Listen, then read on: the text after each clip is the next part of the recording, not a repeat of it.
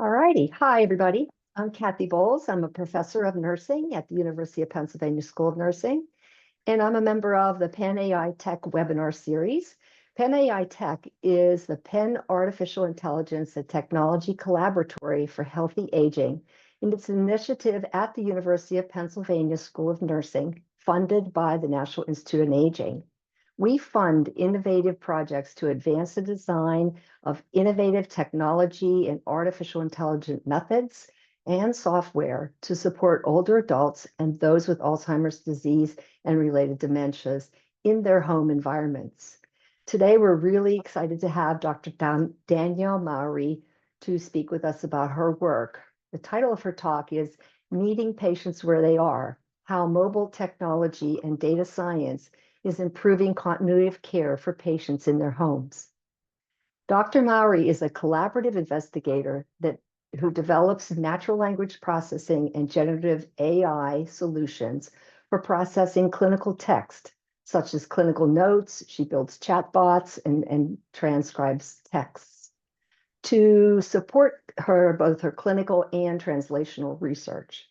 She leverages NLP, data science, machine learning, and computational methods to integrate and analyze information from unstructured text and structured clinical data to help clinical investigators better understand disease burden, treatment efficacy, and clinical outcomes.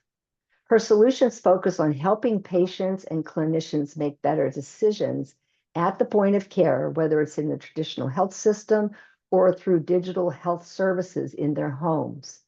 Today, she's going to present on her work in developing and deploying mobile digital technologies to help older adults manage their blood pressure and to provide post-discharge support for older hospitalized adults at home. She will report on learned insights about which patient subgroups benefit most from these technologies measured by their improved health outcomes. Dr. Mowry is the inaugural Chief Information Officer for Penn Medicine, and she directs the Clinical Research Informatics Core at the Institute of Biomedical Informatics. It's a key position that is designed to bridge the gaps between clinical data, research expertise, and actionable healthcare knowledge.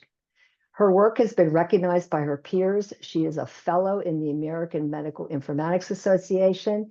And congratulations, Dr. Mowry, as she's going to be inducted as a fellow in the American College of Medical Informatics this fall. So I just want to remind you before we start that the talk is being recorded, and you could use the Q&A area on the website to post your questions throughout the talk. But we're going to wait until Dr. Mowry finishes to have our question and answers at the end. Dr. Mowry, we're really excited to hear from you, and we're ready for you to begin. Yeah. Thank you so very much for that kind introduction, Dr. Bowles, and also a big thank you to yourself and to Dr. George Damiris for the invitation to speak and to share some of our learning and insights in development and deployment of mobile technology and data science to improve the continuity of care among our most vulnerable patients here and to help give them the ability and agency to interact with the healthcare system within their homes. And so today, I want to share a little bit of our insights and our findings through a series of case studies, both addressing post-care from acute care as well as more chronic disease management. And again, thank you for that very kind and thorough introduction. I'll add just a little bit more context to that for folks who might be learning about me and my research and my roles here at Penn for the first time. As a brief introduction, a little bit about my story and why I'm in a unique position to be able to drive some of this work forward. I came to Penn about 7 years ago, but after completing a series of training that have led me into this point today.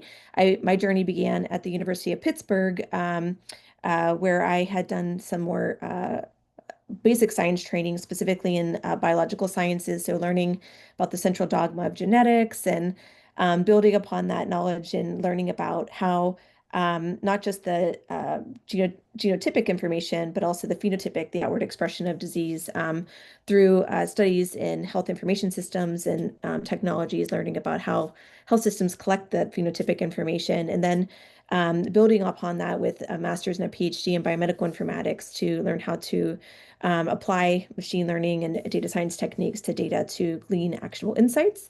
Additionally, that's where I had received a lot of my training to learn how to process clinical text. In that time, it was mainly clinical notes, but learning how to develop the toolings that are needed to enable those kinds of studies. And at the time, I was funded through the National Library of Medicine Training Fellowship through the National Institutes of Health, which is a fabulous program and way of building and investing into the future of our scientists. And so I want to also emphasize that at that time I got some extensive training as an extension of that education with visiting student appointments at various universities, including Stockholm University, where I learned about how to port um, uh, NLP systems, natural language processing systems, to process text to other languages. I did a visiting appointment at the University of California, San Diego, where I learned about privacy preserving techniques for enabling clinical and translational research of using EHR data. So helped provide a more rounded foundation to my training. Following my PhD at University of Pittsburgh, I then moved to the University of Utah, where I got to build on that foundation, specifically with an aim towards thinking about portability of systems and the importance of interoperability and replicability, and what goes into deploying these systems within health systems to drive changes in care. And so through that, got to study under mentorship from several key leaders there, and learning about data standards and operationalizing informatics solutions. Additionally, I got to provide some large service role in directing an NLP service line and developing tools to help enable clinicians to operationalize their solutions, both for research and for clinical care. And then finally, also had a joint appointment with the Department of Veteran Affairs, where I had a key role in enabling and deploying informatics solutions to enable large-scale studies of clinical studies for informing actionable insights for how to best provide and predict health outcomes for them. Um, and um, then shortly then after, I was able to, in that experience, I learned my interest in serving the needs of others and to develop tools to continue to help support clinical and translational researchers that are hindered by the fact that they need to automate and do things at scale. And so through that love of service, I continue in several roles here at the University of Pennsylvania, not only continuing to develop out tools and technologies and platforms to enable clinical and translational research in my hat as an assistant professor. So developing the latest and greatest approaches to doing that in a scalable, accurate, and cost-effective way, but also directing a service core that provisions electronic health record data, among other data that could be integrated with that to tell a more complete patient story, and provisioning that to researchers and their teams here for study. I also serve as the Chief Research Information Officer, the CREO here at Penn Medicine, in an inaugural role to work with executive leadership to establish those, again, people, processes, and platforms necessary to not just support clinical research, but also facilitate translation of those insights and support at the point of care. And again, thank you, Kathy, for acknowledging through the development of this work. I've also had the opportunity to click in very nicely with the American Medical Informatics Association, my home association, and continue to engage with them as a fellow in many different capacities. So that said, this training has really helped empower my research as an investigator myself, and in part to help me develop again toolings and informatic solutions to enable broader patient phenotyping. So defining what disease looks like or health outcomes look like from health data more broadly, but clinical data most certainly from the electronic health record, and supporting more bench side or dry bench work. It's enabled me to think about how to develop technologies and implement those technologies at the point of care to help improve shared decision making between patients and providers, and to help facilitate that within the traditional walls of a healthcare system or hospital. But also through my time here at the University of Pennsylvania, thinking beyond the traditional walls of a healthcare system in developing technologies that can be used in the home to improve continuity of care and support our most vulnerable populations. And so, thinking about the continual care uh, the continuum, a few things to consider, what are some of the challenges or barriers to providing continuous care to patients as they manage their acute and chronic disease? There are many, and some of them are more systematic, at a healthcare system level, in the sense that, a patient may have a very complicated disease that needs management by providers in different subspecialties, and specifically across different facilities within an individual healthcare system, but maybe even outside the one healthcare system. And so that fragmented care can make communication of the patient's current clinical status and goals for their care hard to coordinate across different care providers. Those providers themselves too might how do you best provide the right information at the right time in the right context so that they can easily synthesize that to make care recommendations for the patient, particularly in a time where, we're seeing high healthcare utilization and need, in a time where we're also seeing, staff shortages within our clinics, as well as high cognitive load among many of our healthcare workers at the front line. How do we reduce the burden and give them what they need to be able to help make those decisions? And for the patients, accessing healthcare, there are many clear barriers that have been studied that keep them from accessing and getting the care that they need within a healthcare system. For example, one, just the physical barrier. For many patients, particularly in the context of this seminar series, there's a focus on older patients where maybe ambulation and the ability to have mobility to get there, whether it's physically walking in or even getting consistent transportation to services, can be a physical barrier to being able to see your care provider, as well as the costs that are associated with some of those services, which could be prohibitive or not well covered by insurance, for example. Many of these patients, they're very sick, and that comes with an emotional burden and the cognitive burden to traverse a healthcare system, and to be sure that you're, setting your appointments, you're making them, and that you're engaged in managing your disease can wear on our patients as well.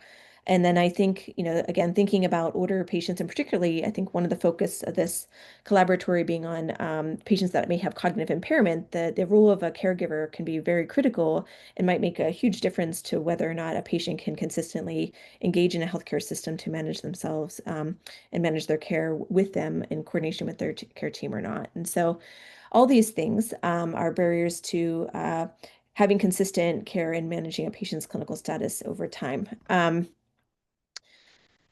So, we're in the digital age now. And so, one thing to consider is, well, what's an effective way to engage with a larger population, whether they're young or old, in managing their care? And I think there's been studies, particularly the Pew Research program or center, to identify trends in the use of digital health technologies as one solution to have broader outreach and engagement across patients for populations in general. And so what you can see here is, based on their 2021 survey, you can see on the leftmost side that, there's been a sharp increase over the last more than a decade of inquiry among populations. And we see here that there's a steep increase in the use of smartphone technologies, and ownership and use, as well as those,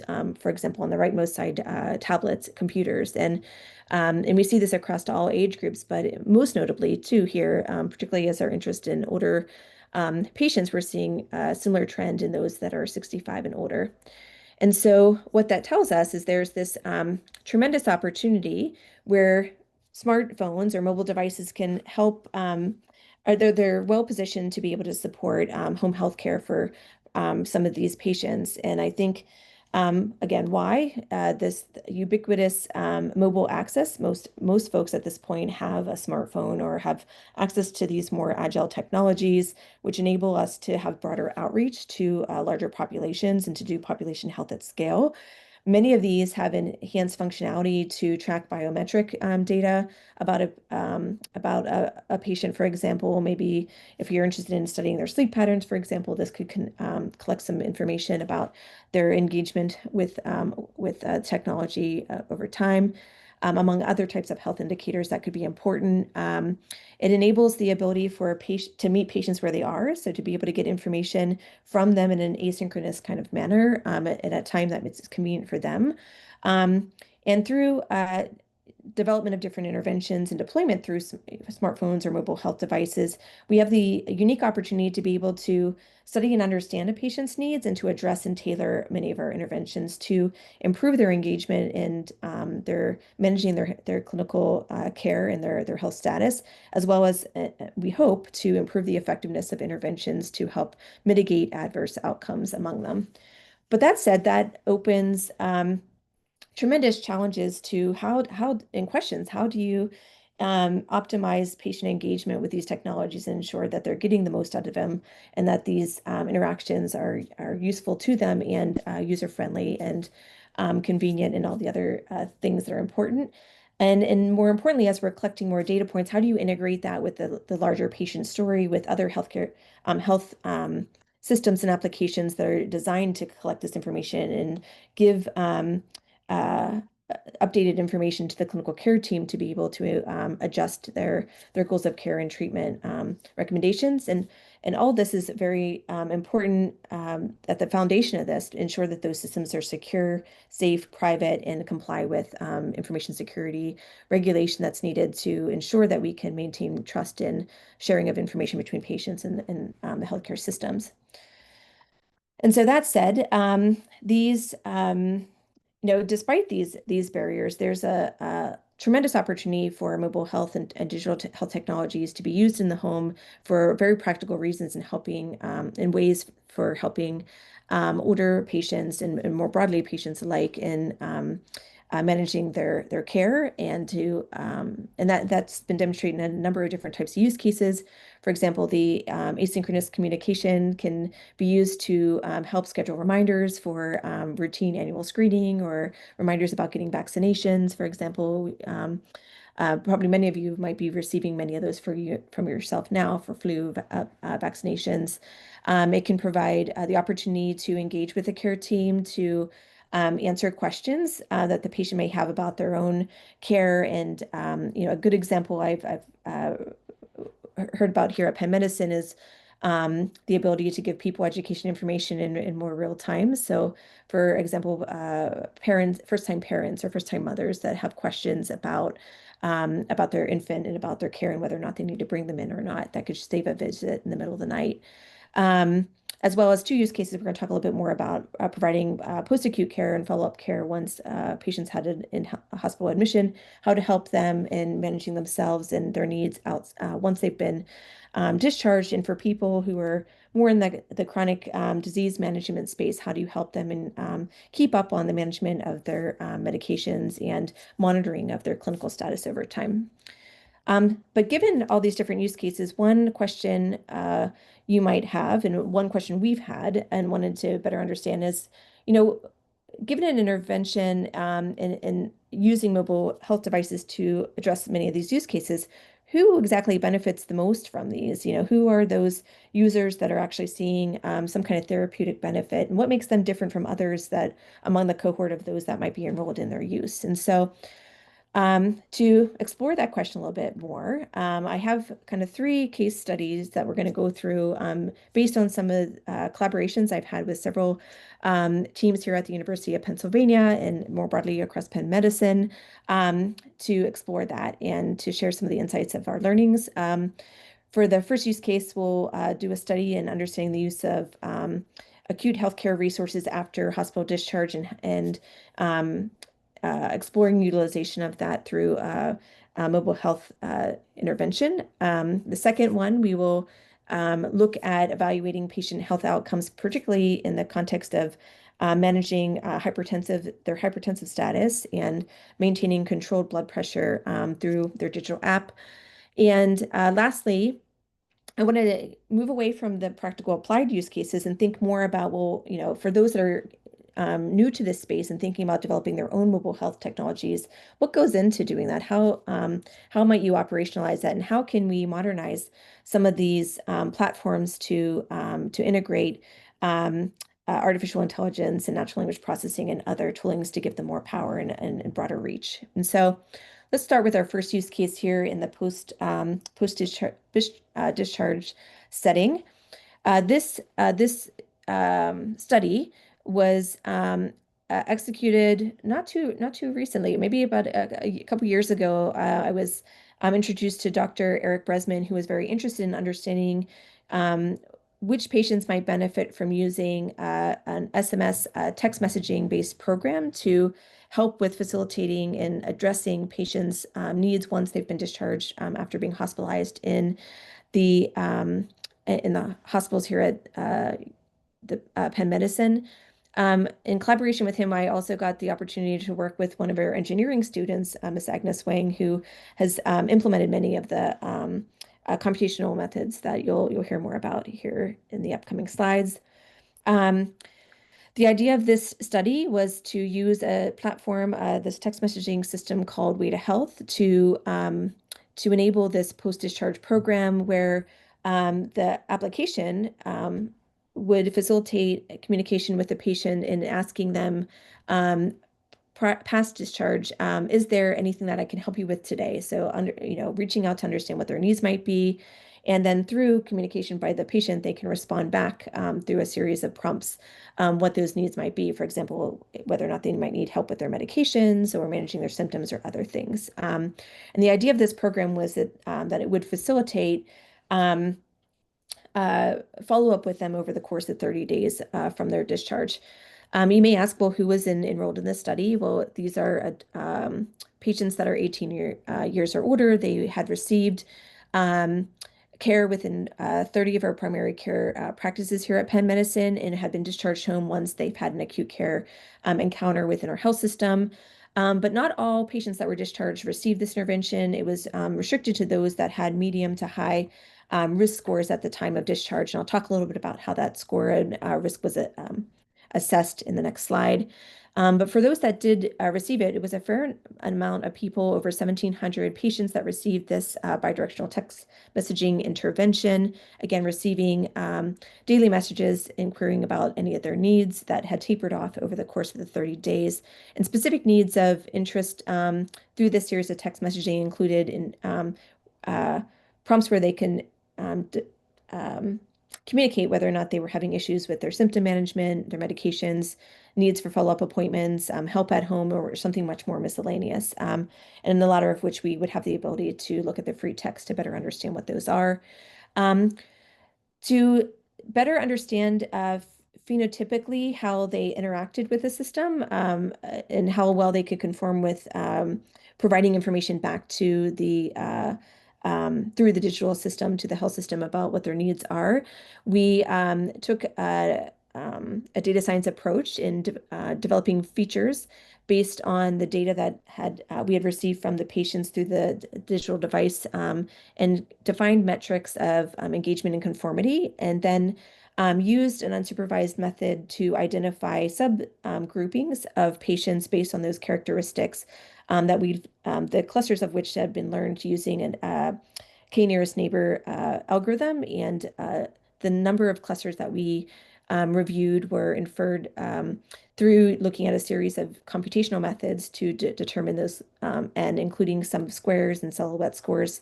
And based on the clusters of those interaction phenotypes that we defined, we looked at associations with health outcomes. And particularly, we're interested in looking at how those different interaction phenotypes as different clusters, whether or not there was an association with hospital readmission outcomes at various points, including 7, 30, and 60 days. Specifically for those patients that met criterion for receiving the intervention, again, they were medium to high risk for adverse health outcomes. And this computation of risk was using a pen-specific calculation score based on a number of risk factors, including their age, and with the understanding that as older patients may have a higher risk. The number of acute admissions that had happened in the past, as well as ED visits in the past year as well, along with some comorbidities that might make them higher risk, including COPD, CHF, diabetes, and chronic liver disease, as well as, in addition to these more cardiovascular, GI, and pulmonary symptoms, including some around mental health, particularly whether a patient had a diagnosis of depression, as well as aspects of their care, so whether or not they had formerly had a PCP and whether or not they were on Medicaid for insurance. Given each of these different factors, they would be given assigned a point, 1 to 3 points, based on severity and the frequency of that condition, where the bounding of that score was between 0 and 15, and anybody who had a score higher than 4 would be included and receive the intervention. The intervention being this Way to Health text messaging platform that was developed here through funding through the National Institutes of Health through the Center of Healthcare Innovation. The platform itself is a web-based platform that provides technology for sustainable behavioral change interventions to engage patients again through their mobile apps and at home, and has been used to facilitate a number of clinical studies and interacting with them and consolidating information related to their health management. This information through a very secure infrastructure that includes encryption of data sent from the patient to the health system, as well as virtual private networks to our databases, enables us to be able to take that digital health information and integrate it back into key health applications, including our electronic health record, to, again, consolidate that broader story about the patient's clinical status. In terms of this particular study, in terms of defining engagement and conformity features, we looked at several.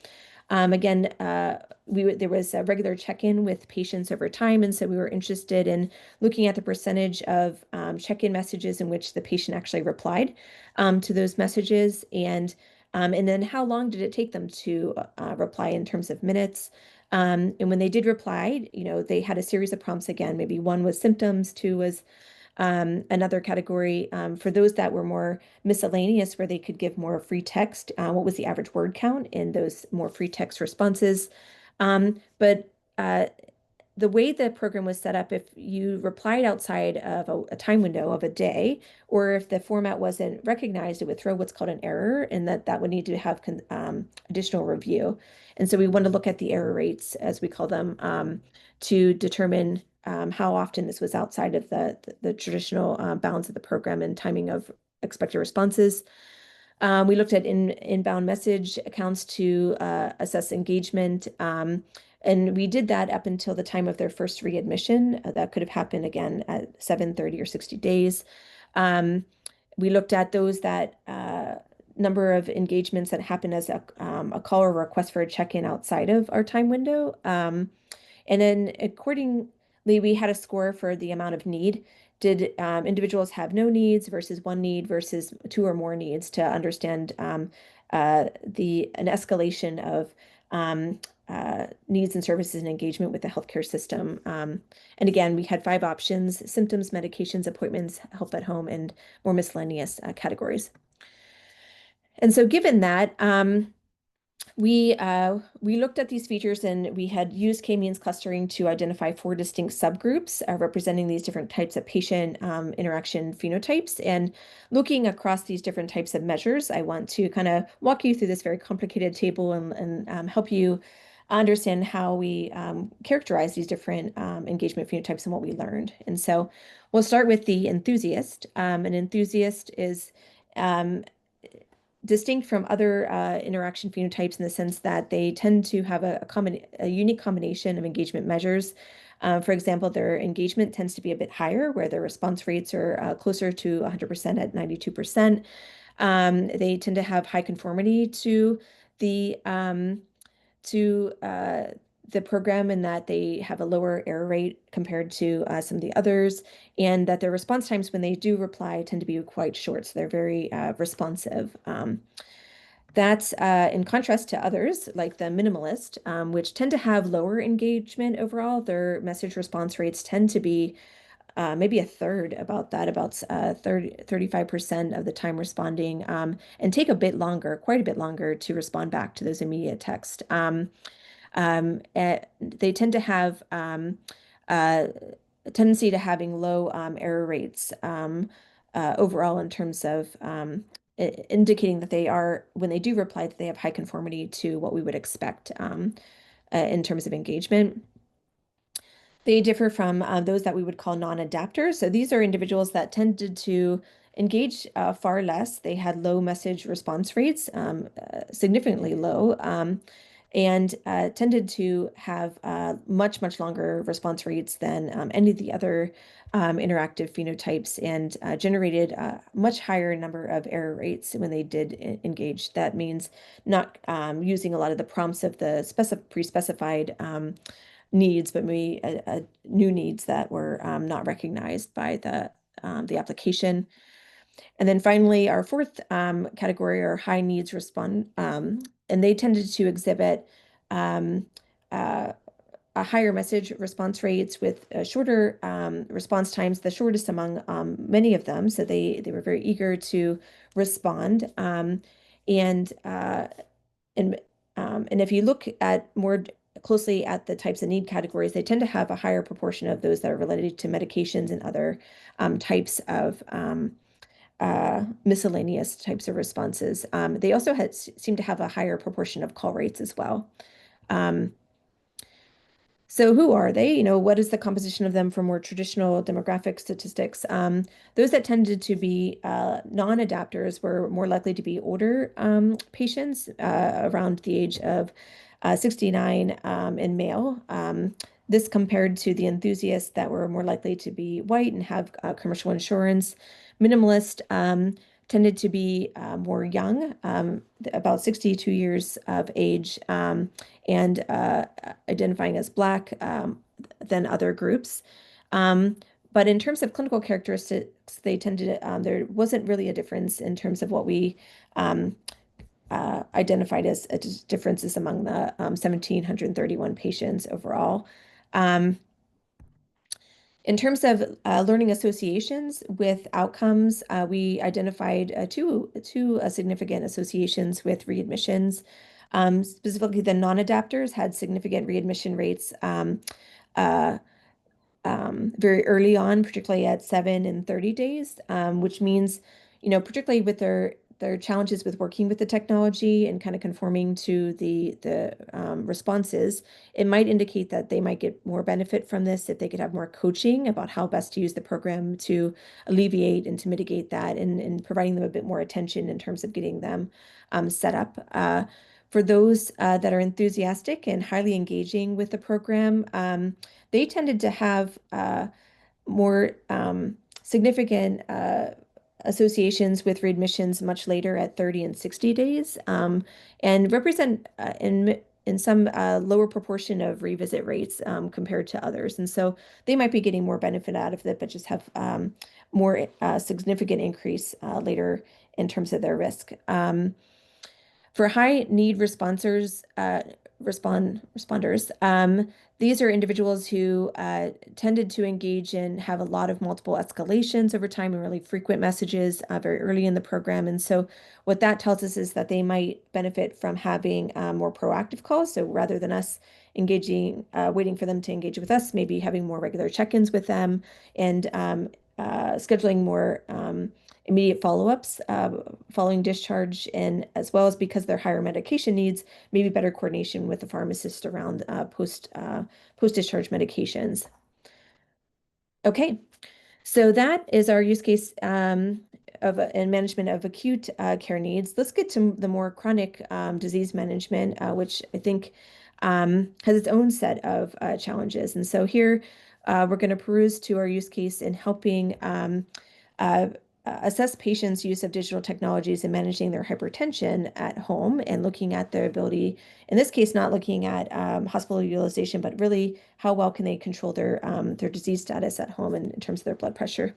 And this was work that was led by my former postdoctoral trainees, Dr. Natalie Lee, who is now at the Ohio State University, and she's an internist who provided a lot of insights and clinical grounding to this use case, as well as my former postdoc, Dr. Anahita Devaldi, who is now at in New York and was visiting uh, uh, skilled nursing center there and doing some fabulous work with Dr. Bowles, for example, and others. And so in this case, again, we use the Way to Health platform to help patients in uh, meeting their needs at home in terms of keeping their healthcare providers in the loop about their blood pressures daily, so that the message that they would receive is, asking how their blood pressure was today, and they would be expected to return back a message that had their systolic and diastolic blood pressures, usually three numbers over two numbers, and check in with the care team about that, but also to inform them about how they were doing with their blood pressure medication adherence at home, and specifically indicating over the past 7 days how many days had they been taking them and adhering to that plan. In addition, there was an active encouragement through the app to ensure that they knew that they were being that they were communicating well with the program and submitting their blood pressures and their medication information over time to encourage them to continue to do so. Similarly to the last study, we focused on adults 18 to 75, but at this time, these patients had to have at least 2 office visits in the Penn Family Care, as well as with 2 office visits with blood pressure readings above 140 over 90 to enter the trial and to demonstrate that they had uncontrolled blood pressure within the 2 years prior to enrolling in the study and in the trial. In this case, we had a bit of a smaller cohort. We had over 201 patients that received this text messaging intervention. And we used similarly, we used the unsupervised computational method of K clustering, and similarly used, in this case, Lowett score and chi-square to learn associations of those patients interacting with this program and whether or not they could maintain controlled blood pressure after 4 months. We used a much smaller subset of features in this case, particularly looking at blood pressure reporting adherence. So given these daily prompts, what proportion of the responses that we would expect back of the 48 were received, indicating compliance with the program. For those individuals that wanted to articulate additional needs beyond reporting of blood pressures and medications, signifying that in the text, we wanted to look at the word count and the verbosity of that and the richness of that information, but we excluded information we would expect, which would be the blood pressure measurements themselves. Similar to the first study, we had a window of when patients were expected to respond, again, for relevancy, but also for as a patient safety mechanism, so that we could have a nurse that could review those needs and be able to act appropriately. Because as you can imagine, if you have very high blood pressure, that might put you at risk for some other adverse outcomes like stroke and heart attack and other cardiovascular events. And then for those that fell out of the window, what proportion of those inbound messages were not in response to an automated text message, meaning that they were outside of the course of care and in the expected engagement window, which was set with based on the preference of the patient, what hour, what time we would expect to hear from them.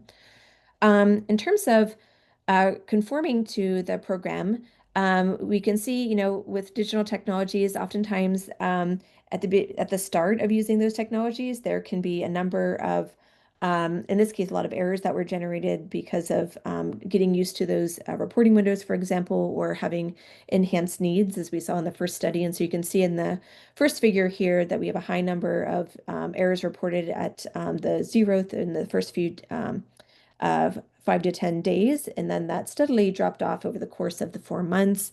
But not all users contribute alike. In fact, we saw different conformer patterns among this population, including, for some some patients, they readily understood how to get the most out of the program and how to engage with it, and had consistently low frequency of errors indicated by perfect users at the bottom with very light blue lines. We had some that started out with higher number of errors, but then kind of learned how to best make use of the program over time. And particularly a pivot point at day 40, we call them our adaptive users. And then we have some folks that just weren't adaptive. They just, they had a consistent number of errors over time over the course of the 4 months in terms of using it. And perhaps, again, would have benefited from a little bit more guidance in terms of how to get the best out of that. In terms of our clustering method, going back to this idea of identifying different types of engagement that we see within our population, we have several, including the minimalist, these are individuals who had high engagement. They didn't engage much beyond what was expected to them. So they had few unprompted prompts, and they had a low amount of information that they were sharing within those free text prompts. That compared to the student who was a bit less adherent, they were less engaged and had higher rates of error rates in terms of engaging. And then our third cluster is the enthusiasts, who were also very high at adhering to the program and replying to those messages, but had a lot of unprompted messages with very high word counts. So they had a lot to say and a lot of needs that would need to be addressed. And here's the breakdown and distribution among different groups. I'll work quickly through this because I know we're getting closer to time and I have one more case study to get through. The question is, of these different subcohorts, is there one group that was able to achieve better outcomes than others? And in this case, we identified it was the minimalist group, those that had high adherence to the program. They had few messages and really limited in their engagement of that, tended to have better, were able to achieve controlled blood pressure at the end of those 4 months more consistently than the other groups, which thus accounted for about 43% of all the users within the particular study, and 65% of all the minimalist or individuals that tagged with this particular interaction phenotype achieved blood pressure control. And that resulted in about 75% of all blood pressure users who had blood pressure control across the whole cohort.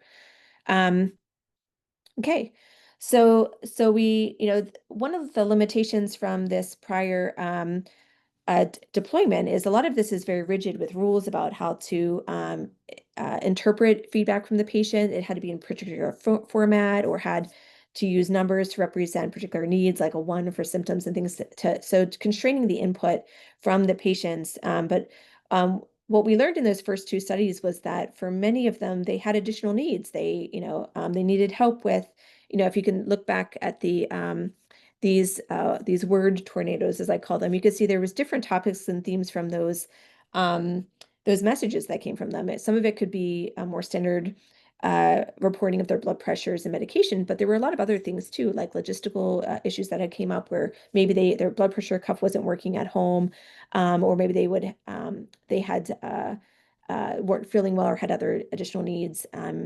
And again, with high word count rates, we know that many patients wanted to use this platform to address some of these more emerging needs, and leveraging this asynchronous communication to be able to facilitate that. So this brought us to our final use case here, where we wanted to build better capacity to be able to meet patients where they are and their needs, and to help them communicate in a way that was more natural to them. But that meant thinking about how to develop a more well-powered engagement model for clinicians through a chatbot mechanism for, in this case, managing hypertension based on the prior use case. And so this is where my former training as in clinical natural language processing, and more particularly in the use of machine learning and large language models, can help in powering a more robust and more flexible digital health technology and mobile health technology for meeting patients where they are. And so our question was, could we build a natural language understanding engine that would enable patients to be able to express what their needs are more using more free form words, and help them achieve their ultimate goals. And in this case, it was their blood pressure control goal.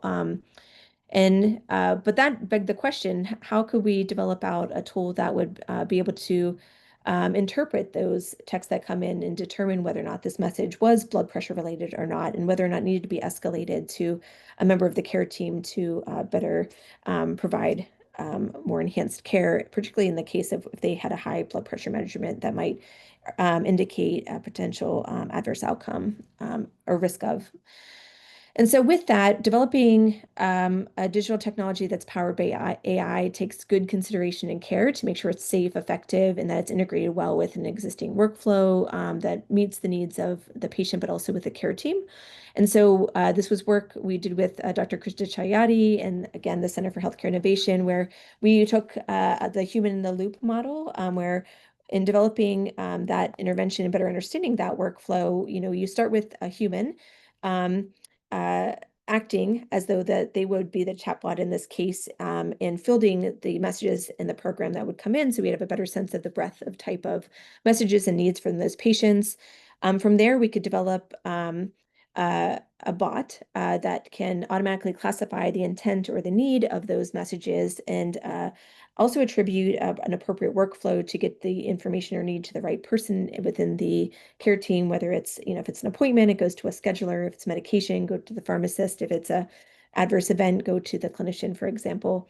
And then over time, as the bot is getting better, we're developing the bot with a prediction model to better tag those cases and to triage them more accurately, relying more on the bot and less on the human, and having more of a post-monitoring approach to identifying potential errors and issues, and ensuring that it's performing as accurately and safely over time in the future state. And so to achieve that, we developed an NLP model for classifying those message intents, manually annotating almost 400 messages by Natalie and Tai Ben with near perfect agreement, and using a platform to develop an NLP model, specifically a machine learning based model using conditional random fields to encode features of those texts that would come in, including the message length, word choice, verb tense, punctuation, named entities that are described in there, for example, discerning blood pressure descriptions from medications and other types of needs, and using these types of features to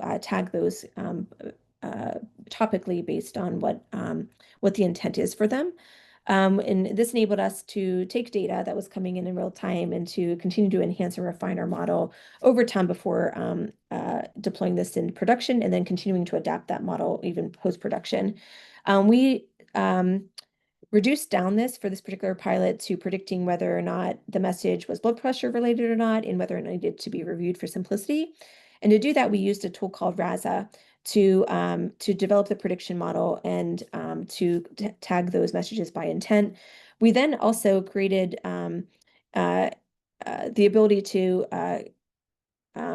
integrate the outputs from RAZA into the Way to Health response framework to be able to attribute an action that was needed based on the tagging of that intent and the confidence around that intent itself. And so here's a nice visual representation of how that happens within the Way to Health tool and how it accepts output from the NLP and with the corresponding message and action from it. In terms of the deployment, that it went fairly well, actually. You can see here, if we compare the NLU prediction, particularly classifying whether or not the message was blood pressure related or not and needed review, or overall if the message needed a review, comparing that to what actually did get reviewed by the care team, you can see there's a strong diagonal here in blue indicating that most of these blood pressures and messages were correctly triaged to the right person at the right time. But there was some discordance in learning this. We saw that few messages were flagged, but in many of those cases, they were benign and there was not adverse or excessively high blood pressure that needed to be managed. But it was safe to do that, and having a highly sensitive system to do that was important. And also reducing the number of messages to the team to reduce cognitive burden and review by them was important. So we demonstrated that we could do that with few. In a rare case, it was missed by the NLP system for review, but in that case, in a digital mobile device, you can have not just transmission of text, but also pictures. And so that becomes a new problem and a new area of research in how do we automatically interpret things like images or pictures of blood pressure readings from cuffs and interpret those. And new technologies like large language models that enable multimodal data tagging can be very beneficial here. From an extrinsic evaluation, there was a survey to those that have participated in the program, and we found we had very reasonable response rates. About 40% of patients responded, particularly to two items: how likely they would recommend this to a friend or a colleague, and what is the reason that they gave the score. And we had our net promoter score was very high, indicating extreme high patient satisfaction of 93. Interestingly enough, in terms of those responses, very few indicated that they knew that these were automated responses, suggesting that they didn't think that really, not acknowledging that, indicating that it didn't really contribute to whether or not they were satisfied or not being responded to by automated message rather than a person. That said, developing these types of technologies takes a whole village. And people with very different skill sets. It's a very interdisciplinary team, a lot of resources, time, and people, in addition to the informatics component for the development of the natural language understanding or processing component. But more broadly, the need for a clinical champion that really understands the use case, can drive and define the direction, the intent, the workflows, and define outcomes of success was critically important. And again, we had several clinicians like Dr. Krista Chayati who were able to help us with that. Having a clinical team that could provide feedback on the interface and design decisions for both the care team, but also for the patient. Operationally, folks that can initially, with that human in the loop, act as the back end to help us collect information about how best to triage and what to expect from those messages. We worked very closely with our clinical effectiveness and quality improvement team and our patient safety officer to ensure that we had good mechanisms to ensure quality and patient safety around the deployment of this, and a process for reviewing the flow of those messages on a quarterly basis as part of our post-monitoring program, and as well as our NLP and NLU team, as I had mentioned. And then with these systems, there's both development of front end and back end integration. So critical to this is working with your human factors and user interface experience teams, as well as your software engineering teams through Penn Data and Analytics Center of Excellence in the Center of Healthcare Innovation. In terms of the infrastructure, we talked a little bit about a few parts: the patient-facing part with the Way to Health app in terms of communicating with patients. And there are other platforms out there that could support that, not just Way to Health, but Twilio and others that are out there. So having an app that faces the patient is important for collecting that information. The natural language understanding model, we used a Raza chatbot framework to be able to facilitate triage and tag that information. But again, others are out there like Microsoft language understanding systems, and more recently with the evolution of deep learning opportunities to tag with more sophisticated computational methods.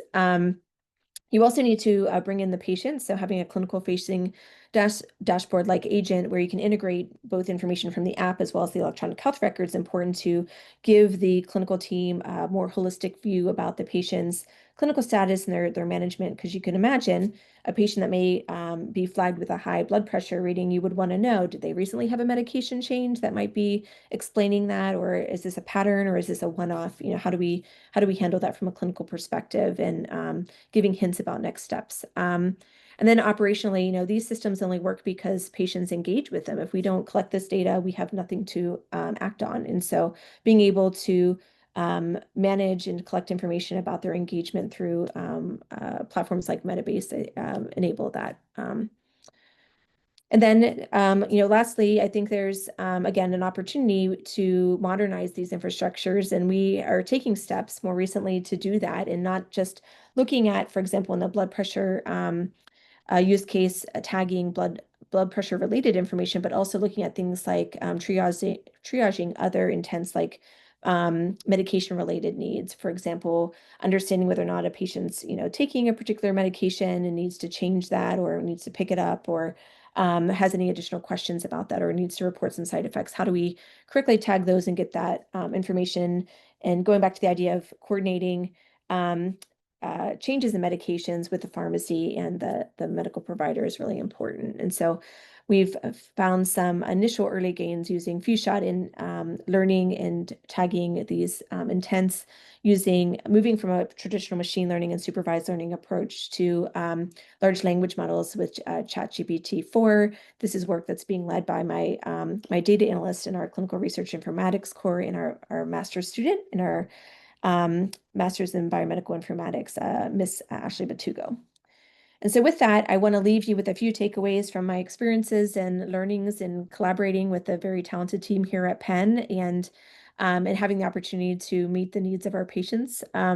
One that I've learned in this part of my chapter of my career that, digital health technologies are just not one size fits all. And in fact, many different users may have different expectations in how they engage with these tools and those interactions and how they engage with them, working with them to better develop tailored and more personalized mechanisms for engaging with them, whether it's enabling more expressive capture of their needs and classification or other ways of connecting them to the healthcare services are going to be really critically important to enabling them all to meet their healthcare goals and to maintain a stable clinical status over time, whether it's following an acute visit or chronic disease management at home.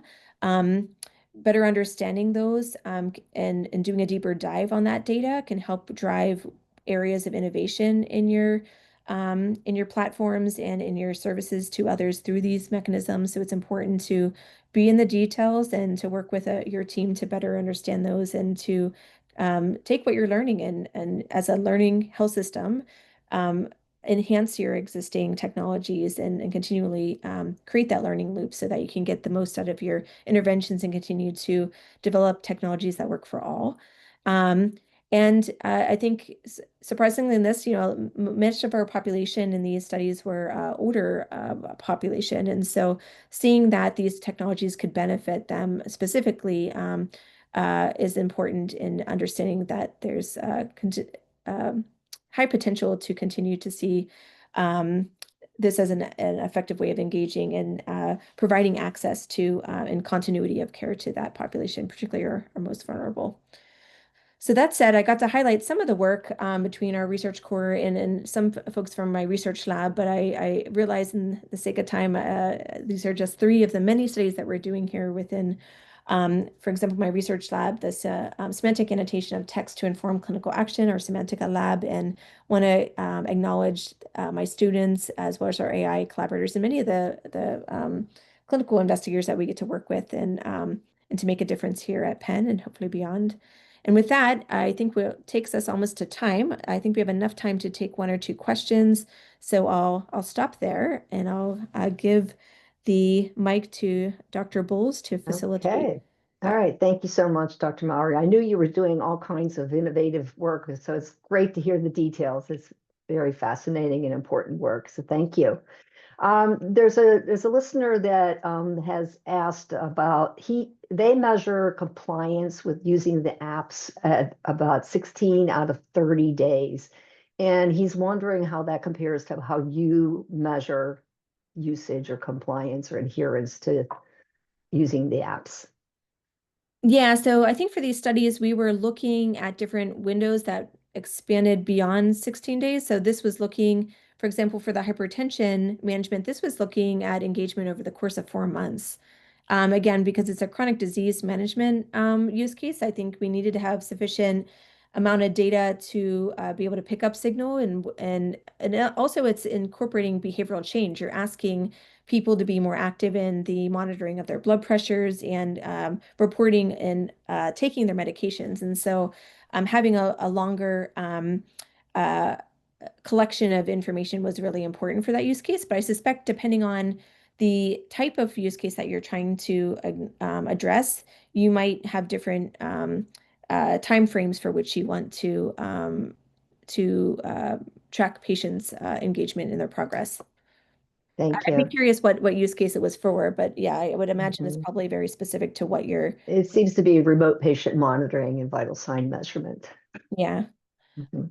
And then another question was about, what has your team done to address health literacy or digital literacy differences among your populations that are using the app? Good question. So so my team has not worked directly in that space. I think it's an active area of research. I can say tangentially to this research and but relatedly that my team has actually in my prior training we have done some work in um, helping patients better understand their clinical status and understanding medical jargon in communications between patients and providers. Sometimes we use very different terminology, different words to describe the same thing, and helping develop technologies to help better explain a patient's clinical status and understanding of their clinical status and management of themselves at home. I think that's an important piece and factor. But I think that where you can imagine there's a gap and an opportunity with these types of mobile health um, technologies interventions, it would really come down to better training and education initially, and maybe potential follow-up education and the opportunity to help them um, uh, reinforce that training over the course of the study. And I think that might enable better outcomes for those individuals to be able to adapt and to get better use and benefit from them. Okay. Well, thank you. I want to remind all the listeners that the recording is going to be shared on YouTube next week. And our next webinar is going to be on Thursday, November 13th at noon. And our speaker will be Sudeshna Silkar from Emory University School of Medicine.